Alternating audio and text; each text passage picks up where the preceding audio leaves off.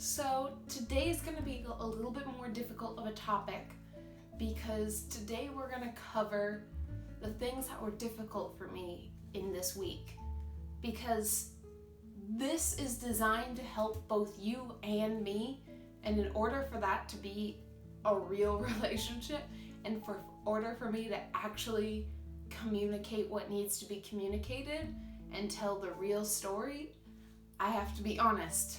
And this week was definitely a difficult one for me due to factors both inside and outside of Ed. Because that's the unfortunate case of recovery. While you're battling eating disorders and battling all these compulsive thoughts, real life still happens, and real life can suck sometimes. Issues like family issues, depression, trauma, finances, and communication still come up. But Ed still has his jump, and he sees this as an excellent opportunity to jump in louder and just really make life even that much harder. This week, Ed has brought up the issue of the F's, which the F's for me are the fear of fat and the fear of fullness. These have been two of my main fear barriers throughout my entire life, and especially throughout my recovery. I become so petrified by the thought of being fat, becoming fat, and even just having a little bit of fat on my body. I would find myself body checking even the little bits on my fingers as that's too much. I'm definitely becoming overweight. This fear has always been there and gets louder at any possible point or trigger, but especially when I'm actively participating in my eating disorder. This is the current thing that I'm working on with my team and have been working on both in inpatient, in intensive inpatient, in outpatient, and all along it's been, is what I'm seeing in the mirror real? Even if I have fat on my body, is that a bad thing? And even talking about the good points of like having a little bit of fat on your body helps keep you warm. It's your body's way of keeping energy stores, and it's your body's way of protecting itself. Then there's the fear of fullness, which I get very uncomfortable at any sign of fullness.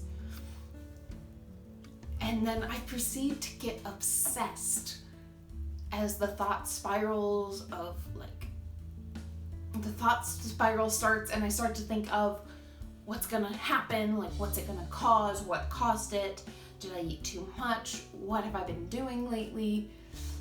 And I just start to get very reflective of the past and the future and completely lose myself out of the present moment. Which then leads me to then either participate in behaviors in the moment or later participate in behaviors of restriction because I'm so full, or it increases my anxiety and depression. And sometimes before I even eat anything at all, I'm so fearful of eating too much and becoming too full that I wouldn't participate at all. And that also plays in a little bit with recovery. Sometimes it sucks and you get GI issues like I did, which isn't a bad thing because it is improving every day that I make the right steps in the right direction. But still, when you get GI issues, you then become fearful of getting full and having that be such a painful experience. But this isn't just a gloomy video of like, here's me complaining about all the things that went wrong this week, because there's gonna be troubles and these things are gonna come up, and that's okay. But what matters is what we do about it. So here's what I've been doing this week.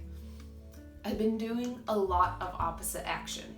So, being so consumed with my image in the mirror, believing that TLC's show My 600-Pound Life is coming for me, but still going downstairs and eating breakfast.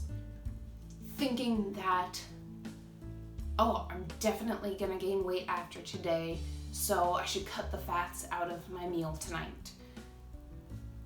I'm so full now, I'm not gonna eat my snack because I'm so full. Taking those statements and flipping on their head and saying, I am gonna eat my snack later, I am gonna eat my meal, I am gonna continue with my life, I am gonna continue to try, I'm not gonna fall back into bad habits, are all active examples of opposite action that I've been using this week. I also have been using my spirituality this week. So I personally believe in God and go to church. And unfortunately, because of my eating disorder, I have lost a lot of my spirituality and a lot of connections with my spirituality. So this week I went to church for one of the first times since being back from inpatient, which was a huge step for me because not only is it just guilt of leaving, but there's also some trauma relations in there. So it's been really hard for me to go to church and even think about going to church. So this week I took the step and went to church and sat with my friends and went with my family, and it was really nice. And then tapping into that throughout the week as something outside of yourself to lean on. Another thing that I leaned on this week was just family. Of course, I had excuses of birthday parties and church and events, but just choosing to be around family and not avoid them because I want to avoid food was really big. Because being around them reminds me that it's not just my life that I'm messing with. It's also their lives. And if I choose not to eat, that means that I might end up down the line back in inpatient, which means more turmoil for them in the long run. So guys, that's what I've been struggling with this week. If you have any questions, please leave them in the comments down below or contact me. I would be happy to answer them. Of course, keep them semi-PG. You know, just gotta put it out there. This is the internet. But I hope you guys had a great week, and if not, I hope you take care of yourselves. I love you, and I'll see you next time. Bye.